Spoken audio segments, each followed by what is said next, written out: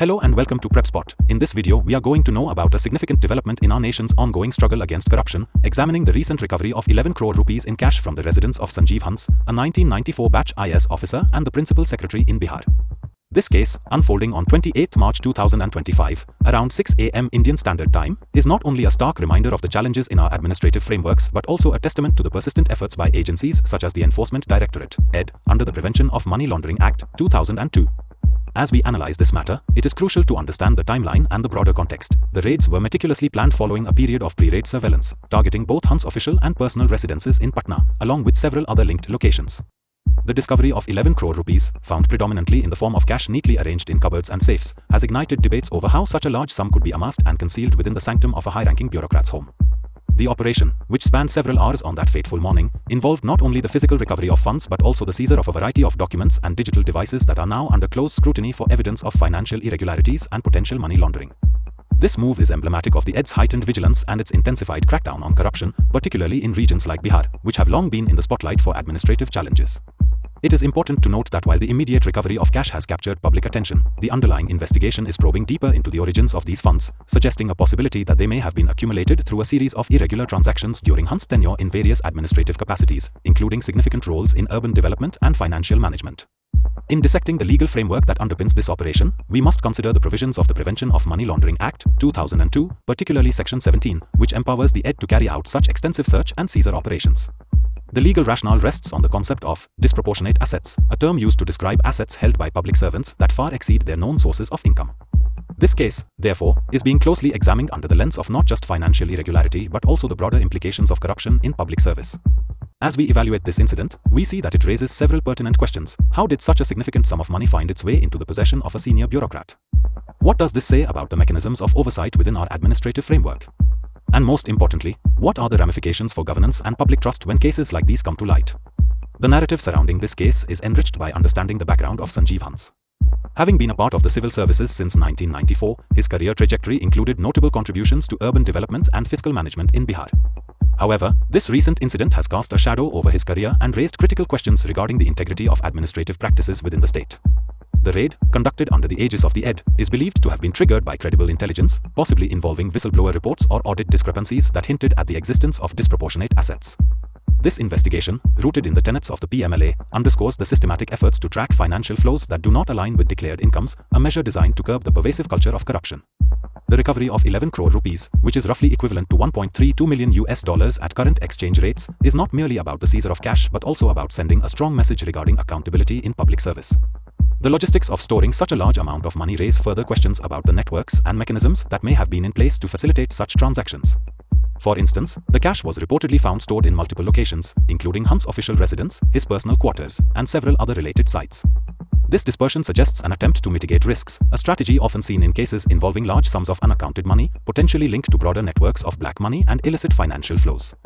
From a technical perspective, the operation was a coordinated effort that involved rigorous financial forensics and digital evidence analysis.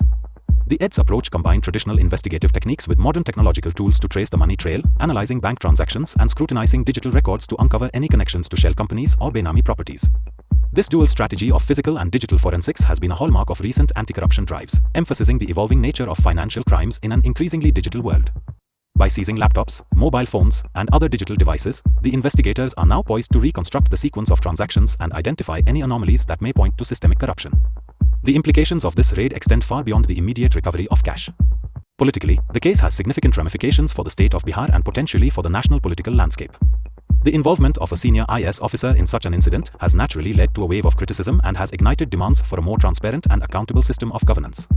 The state government, led by Chief Minister Nitish Kumar, has already announced a parallel inquiry into the matter, highlighting the serious concerns that have arisen among both political leaders and the general public. On the national front, statements by Union Finance Minister Nirmala Sitharaman have reinforced the government's commitment to a zero-tolerance policy towards corruption, emphasizing that no individual, regardless of their position, is above the law. In addition to the political and legal dimensions, this case serves as an important study for those preparing for competitive examinations, particularly in sections dealing with current affairs, polity, and governance. The detailed timeline of the raid, the legal provisions invoked, and the technical aspects of the investigation offer a rich case study that illustrates how corruption cases are managed at the highest levels of public administration. For aspirants, understanding this case provides insight into the mechanisms of the ED and the application of the PMLA, as well as the broader challenges of maintaining transparency and accountability in governance. The case also underscores the importance of financial literacy and forensic accounting in tracking and preventing money laundering, which is a growing area of focus in both academic and professional settings. Moreover, the discourse around this incident has sparked a wider debate on the role of whistleblowers and the significance of audit findings in uncovering financial irregularities. In many instances, it is these early signals, be they complaints from within the system or discrepancies noted during routine audits, that prompt further investigation and eventual action. The case of Sanjeev Hans is a prime example of how critical these early interventions can be in preventing larger, systemic issues from taking root. As we discuss this case today, it is essential to consider the broader societal context, the public's increasing demand for transparency, the role of media in shaping the narrative, and the ongoing challenges faced by our institutions in upholding ethical standards in public service. Looking ahead, the ongoing investigation is expected to shed more light on the network of financial transactions and the possible involvement of other entities or individuals. As the ED continues its forensic analysis, new evidence may emerge that could either corroborate or challenge the initial findings. For those of you following this case closely, it is important to stay updated with the latest developments, as this investigation is likely to evolve over the coming weeks and months.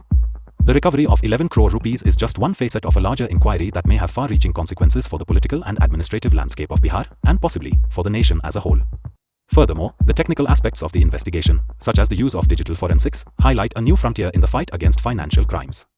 In today's interconnected world, where financial transactions are increasingly digitized, the ability to track and analyze electronic records has become an indispensable tool for law enforcement agencies. The ED's methodical approach in this case demonstrates how traditional investigative techniques are being augmented by advanced technology to provide a more comprehensive picture of financial misconduct.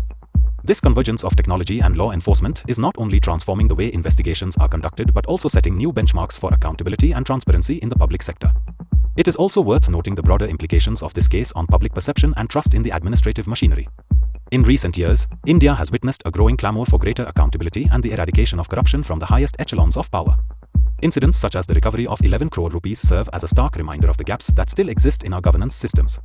For the citizens of Bihar and the country at large, this case reinforces the need for systemic reforms that ensure that public servants are held to the highest standards of integrity and accountability. The proactive stance of agencies like the ED, along with the active involvement of political leaders in demanding transparency, reflects a collective determination to root out corruption and restore faith in our institutions. As we conclude today's session, I would like to emphasize that this case is a multi-layered issue that touches upon legal, political, technical, and ethical dimensions. It is a vivid illustration of how the mechanisms designed to protect public assets and uphold the rule of law are put to the test in real-world scenarios. For those of you preparing for competitive examinations, this case offers valuable lessons in understanding how legal frameworks such as the PMLA are operationalized, how financial forensics is used to trace illicit transactions, and how public policy is shaped in response to high-profile corruption cases. In our increasingly complex global financial landscape, cases like these underscore the importance of maintaining robust regulatory frameworks and effective oversight mechanisms. They remind us that transparency, accountability, and the diligent enforcement of laws are critical to ensuring that public funds are not misappropriated and that corruption is swiftly and decisively addressed. The recovery of 11 crore rupees from Sanjeev Hans' residence is not merely an isolated incident. It is part of a broader narrative of institutional reforms, heightened vigilance by law enforcement agencies, and an ongoing commitment to rooting out corruption from every corner of our society. I encourage you all to reflect on the implications of this case and to consider how similar principles apply to various sectors of governance and public administration.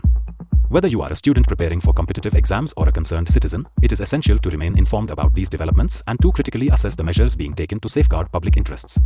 The intersection of technology, law, and governance is rapidly evolving, and staying abreast of these changes will undoubtedly be beneficial in understanding the future trajectory of our nation's administrative landscape. Answer this question in comments. The correct answer will be given heart and pinned. Lastly, we just want to let you know that we are a newly emerging online platform for competitive exams. Creating educational explainer videos like these requires a lot of effort, money, and time. If you like these videos and want us to excel and create videos in all categories of competitive exams, then you can consider supporting us with a one-time donation through the Crore platform and also by becoming a member through Patreon. This will help us create more such informative educational videos in the competitive exams space. So, one last time, subscribe and share this channel with all your friends who are preparing for competitive exams. And also, follow us on social media platforms. The links are given in the About section of the channel and also in the video description. So, see you in the next video.